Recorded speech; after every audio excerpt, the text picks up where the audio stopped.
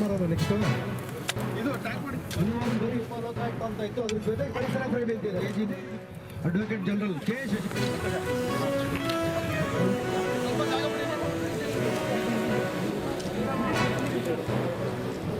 ನಿಮಿಷ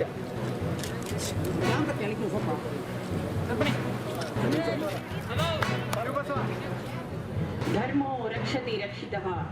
ಹಾಗೆಯೇ ವೃಕ್ಷ ಸಂರಕ್ಷಣೆ ಹೆಮ್ಮೆಯ ಪೂರ್ಣ ಮಾತೃ ಫೌಂಡೇಶನ್ನ ಅಧ್ಯಕ್ಷರು, ಉಚ್ಚ ನ್ಯಾಯಾಲಯದ ವಕೀಲರು ಆದ ಮಾತೃ ಫೌಂಡೇಶನ್ ಬೆಂಗಳೂರು. ಕಡಿಮೆ ಮಾಡುವಂತ ಉದ್ದೇಶದಿಂದ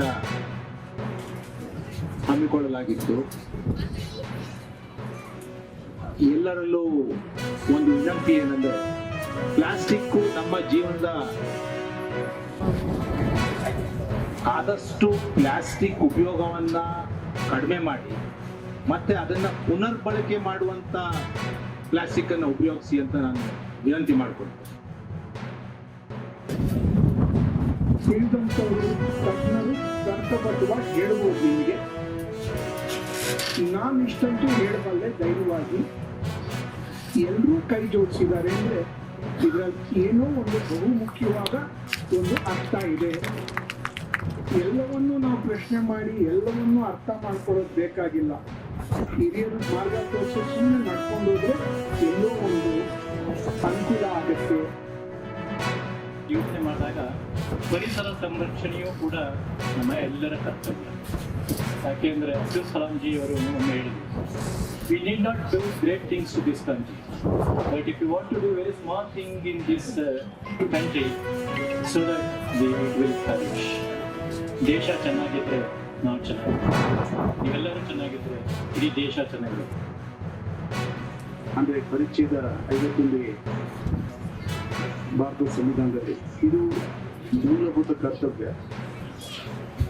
ಪ್ರಕೃತಿ ಇದ್ರೆ ನಾವು, ನಮ್ಮಿಂದ ಪ್ರಕೃತಿ ಇಲ್ಲ, ಪ್ರಕೃತಿಯಿಂದ ನಾವು ಪ್ರಕೃತಿನ ಈಗ ಸಂರಕ್ಷಣೆ ಮಾಡಿ ಮುಂದುವರಿಸಿದ್ರೆ ನಮ್ಮ ಪೀಳಿಗೆ ಇಂಥ ಒಂದು ಸೌಂದರ್ಯ ತುಂಬಿರುವಂಥ ಒಂದು ವಾತಾವರಣವನ್ನು ನೋಡ್ಬೋದು. ಜ್ಞಾನ ಎಷ್ಟು ಸಂಪಾದನೆ ಮಾಡ್ತೀರೋ ಅಷ್ಟು ಬೆಳಿತೀರ. ಅದಕ್ಕೆ ಕೃಷ್ಣ ಹೇಳ್ತಾರೆ, ನಹಿ ಜ್ಞಾನೇನ ಸದೃಶಂ ಶ್ರದ್ಧಾವಾನ್ ಲಭತೆ ಜ್ಞಾನಂ. ಶ್ರದ್ಧೆ ಇರೋನ್ಗೆ ಜ್ಞಾನ ಲಭಿಸುತ್ತೆ. ಜ್ಞಾನ ಬಂದ ತಕ್ಷಣ ಅವ್ರು ಹಿಡಿಯಕ್ಕಾಗಲ್ಲ. ಫುಟ್ಬಾಲ್ ಇದ್ದಾಗೆ ಕೆಳಕ್ ಕುಡಿದ್ರೆ ಏನಾಗುತ್ತೆ? ಫುಟ್ಬಾಲ್ ಯಾರೇ ನಿಮ್ಮನ್ನು ಕೆಳಕ್ ಕುಡಿಯಕ್ಕೆ ಪ್ರಯತ್ನ ಪಟ್ಟರು ಕೂಡ ಫುಟ್ಬಾಲ್ ತರ ಮೇಲೆ ಚಿಮ್ತಿರಲ್ಲ. ಹಾಗಾಗ್ಬೇಕು ವಿದ್ಯಾರ್ಥಿಗಳು ಇವತ್ತಿನ ದಿವಸ. ಈ ತಾಯಿಗೂ ಡಿಫರೆನ್ಸ್ ಅಷ್ಟೇ. ಅದು ತನ್ನ ಮಗನ ಮೇಲೆ ಸ್ವಾರ್ಥಕ್ಕೋಸ್ಕರ 9 ತಿಂಗಳು ನಮ್ಮನ್ನು ಸಾಕ್ತಾಳೆ, ಇಟ್ಕೊಳ್ತಾಳೆ ಒಳಗಡೆ.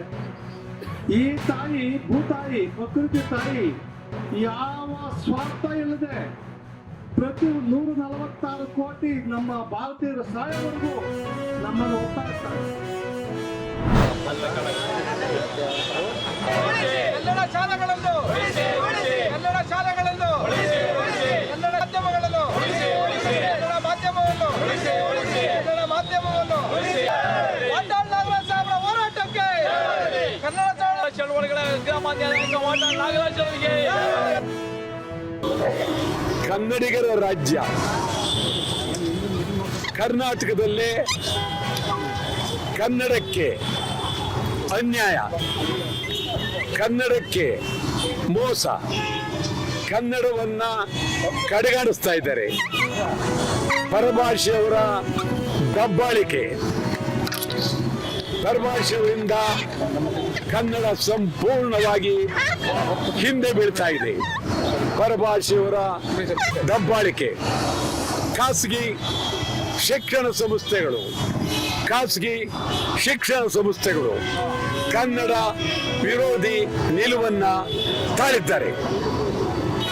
ಇವತ್ತು ಕನ್ನಡ ಶಾಲೆಗಳನ್ನ ಉಳಿಸಬೇಕಾಗಿದೆ.